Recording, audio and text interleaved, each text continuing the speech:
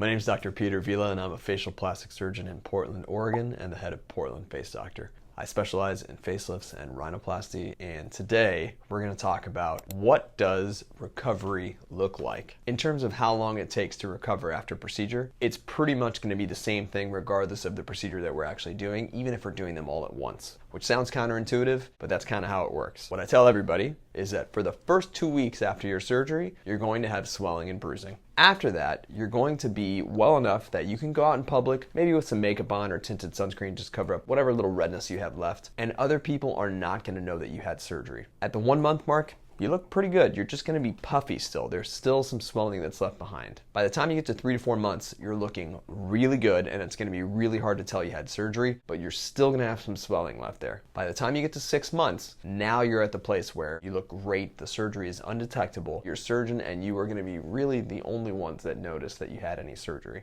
Closer to a year, that's when final wound healing has been done and you are pretty much healed up and ready to go. Now, the exception to that is a revision rhinoplasty, where that swelling can take literally years to go away, which is definitely the longest recovery of any of the procedures that I do. Other little exceptions to the rule, things like laser treatments. You're gonna have a really intense first week if we do a full ablative laser, and then after that week, the skin's just gonna be a little pink for a while. So in general, that is going to be cut down with some of the things that we're doing to prepare the skin, so using peptides and things for the skin before you have your laser treatment. But it's still going to be about a week of just not wanting to go outside really until you're all healed up. Now, healing is different from recovery, which is different from final results. When I talk about healing, what I usually mean is that if we're doing a surgery like a facelift, for example, where you have incisions around the ears, those sutures are going to stay there for 1 week. After the sutures come out, it doesn't mean that everything is perfectly healed and you're ready to go. Like, for example, I don't want you in a pool, I don't want you in rivers 8 days after your surgery. Those incisions are still healing and it's possible for bacteria to get in there. Really, that's going to be closer to like a month later after surgery, where you're going back to pools and swimming and things like that. Another really common question is, when can you fly after surgery? So for things like a facelift where there's a lot of swelling afterwards, or even a rhinoplasty where you have some bleeding potentially after surgery,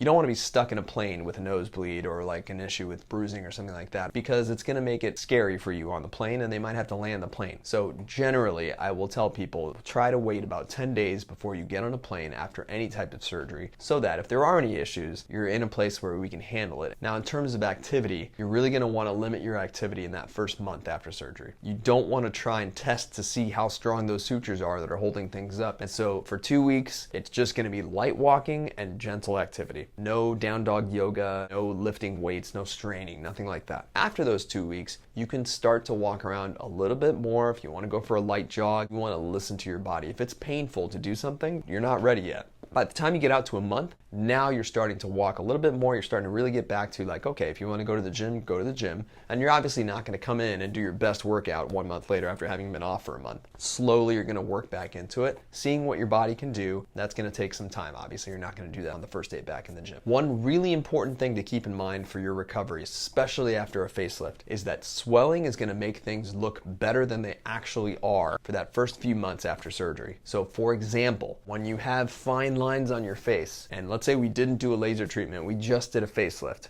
That facelift doesn't do anything for the fine lines, but the edema, the swelling from the facelift, makes those lines go away. So people might think, wow, this looks incredible. That takes time to go away. And so when you get out to the 6 month mark, when a lot of that swelling has gone down, and for a facelift, most of that swelling is gone, those lines will start to come back unless we did something for the lines, like a laser treatment. Understand, it's not the facelift that's failing. It's just, we didn't do anything for those lines, but the swelling was covering them up. This is why we discussed that your final results are really closer to like 6 months to a year, even 2 years for a revision rhinoplasty. But for a facelift, that first month after surgery, most people are pretty happy with how they look because all the lines are gone. Just remember, that takes time and the swelling goes down, and then you're going to see the true results several months later. As far as numbness and things like that, that can happen after surgery. So when we're talking like a facelift where we have some cheek numbness and things like that, sometimes that numbness doesn't quite come back to 100%. You may notice you still have a little bit of numbness here, especially on the cheeks, even 6 months down the road. What I tell people is that whatever's there at a year after surgery, that's where you're going to be at. So sometimes that does mean that you have a little residual numbness even a year later. Most of the time though, that does go away, especially if we're doing a brow lift where you've got a big dissection in the scalp.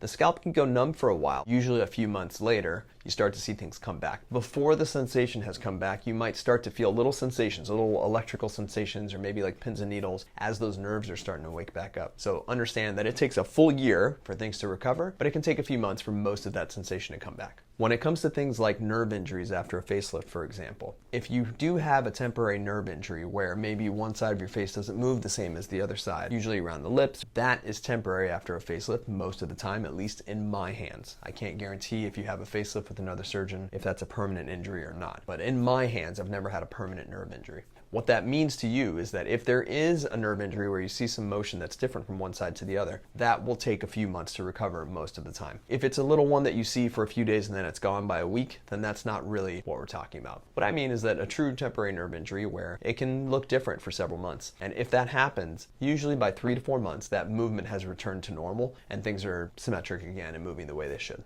I wish I could speed that up, but unfortunately what has to happen is that the nerve has to regrow the entire length of the nerve, and that's about how long it takes for that to happen. What are the things that will make your recovery worse? Things that are going to stress your system and hold on to swelling. For example, a high salt diet is not helpful right after surgery. You're going to hang on to all that water, all that swelling, and you're going to look more puffy if you had, for example, pizza or sushi or really high salt foods. It's not that you can't eat those foods, but especially early on, if you do eat those things, know that your face and your nose or whatever you had is going to show that change in swelling because you're going to retain all that water. Best to stick to a boring diet after surgery where you're just eating things that came out of the ground, really not going out to restaurants and eating really rich foods in that first couple weeks after surgery. This will help you heal faster. Another thing you really want to be careful with is sun exposure after surgery. So if you've had a laser treatment, for example, going out in the sun is going to make any little residual lines or things that you might see from the laser turn dark in a weird way. You're going to get hyperpigmentation potentially from that. You want to be really careful after any sort of laser or light treatment to the face, and especially after incisions on the face, to avoid those getting dark afterwards. So if you're planning a trip to a really sunny area, you don't want to do that right after surgery. And if you are going to go vacation right after surgery, within the first couple of months afterwards, you need to be very diligent about sunscreen, including putting sunscreen on the incisions as well.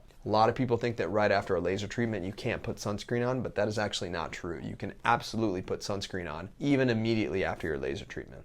Let me know what questions you have about that. If there's something that I didn't answer in this video, I'm happy to get to it in another video. I can't speak to the surgery that you're having with another surgeon, and I can't give you advice about other surgeries, but I'm happy to tell you what I do in my practice. I'm Dr. Peter Vila, you're beautiful, and I'll see you on the next video.